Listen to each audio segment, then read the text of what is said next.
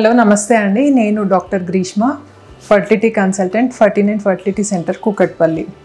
ఈరోజు మనం 49 IVF lab అనేది ఎందుకు స్పెషల్, దీంట్లో మనకి ఎక్స్ట్రా వేరే ల్యాబ్స్తో కంపేర్ చేస్తే ఇంక ఎక్స్ట్రా ఫెసిలిటీస్ కానీ అవన్నీ ఏమున్నాయి, సో దీని గురించి మనం మాట్లాడుకుందాం.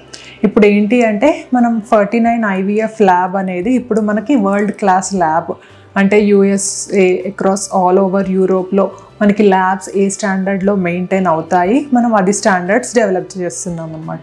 ఫస్ట్ ఏంటి అంటే IVF ల్యాబ్కి ఇంపార్టెంట్ అయినది ఒకటి, మనకి ఇంటర్నేషనల్ స్టాండర్డ్ ఆర్గనైజేషన్ ప్రకారం ఏంటి అంటే మనకి క్లీన్ ఎయిర్ రూమ్స్ అనేవి ఉంటాయన్నమాట. సో నార్మల్గా ఏంటి అంటే IVF ల్యాబ్స్లో నార్మల్ బయట ల్యాబ్స్ వాళ్ళందరూ ఎంత క్లీన్ ఎయిర్ మెయింటైన్ చేస్తారు అంటే దాన్ని ఏమంటారు, ISO 7 కానీ క్లాస్ 10,000 పార్టికల్స్ అనమాట. క్లాస్ 10,000 ల్యాబ్, దాంట్లో ఏంటి అంటే మనకి పార్టికల్స్ అనేవి కొంచెం ఎక్కువ ఉంటాయన్నమాట. కాకపోతే మన 49లో మనం ఆల్ ఓవర్ యూరోప్ వీటిల్లో ఏంటి అంటే మనము 49 ల్యాబ్లో కూడా క్లాస్ 1000 ల్యాబ్ అనమాట, క్లీన్ ఎయిర్ రూమ్.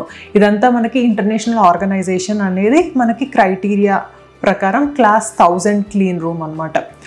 దీంట్లో ఏంటి అంటే మనకి లెస్ దాన్ 0.5 మైక్రాన్స్, చాలా చిన్న చిన్న పార్టికల్స్ అవి ఉంటాయి కదా, అట్లాంటివి కూడా మనకి ఎక్కువ ఉండవు అనమాట. సో మనకి అంత క్లీన్ క్వాలిటీ, ఎయిర్ క్వాలిటీ అనేది మనకి మెయింటైన్ అవుతూ ఉంటుంది అనమాట.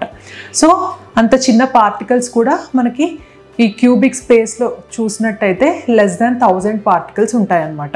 సో మనది ఇప్పుడు క్లాస్ 1000 ల్యాబ్గా పరిగణించబడుతుంది అనమాట. సో ఇట్లా దీనివల్ల అడ్వాంటేజ్ ఏంటి అంటే మనకి బెస్ట్ ఎయిర్ క్వాలిటీ అనేది ఉంటుందన్నమాట. ఈ బెస్ట్ ఎయిర్ క్వాలిటీ వల్ల ఏంటి అంటే మనకి VOCs, ఈ VOCs అనేది ఏంటి అంటే ఈ వోలటైల్ కాంపౌండ్స్ అనేవి మనకి ఎంబ్రియో క్వాలిటీని వీటిని ఎఫెక్ట్ చేయొచ్చు అనమాట. సో మనం ఈ బెస్ట్ క్వాలిటీ ఎయిర్ కనుక మెయింటైన్ చేస్తే ఏంటి అంటే మనకి ఇప్పుడు మదర్ వూంబ్ అనేది ఎంత స్టెరైల్గా ఉంటుంది, లోపల మనకి అమ్మ గర్భము, సో అంత స్టెరైల్ ఎన్విరాన్మెంట్ మనం ప్రొవైడ్ చేయడానికి ప్రయత్నం చేస్తున్నాం అనమాట.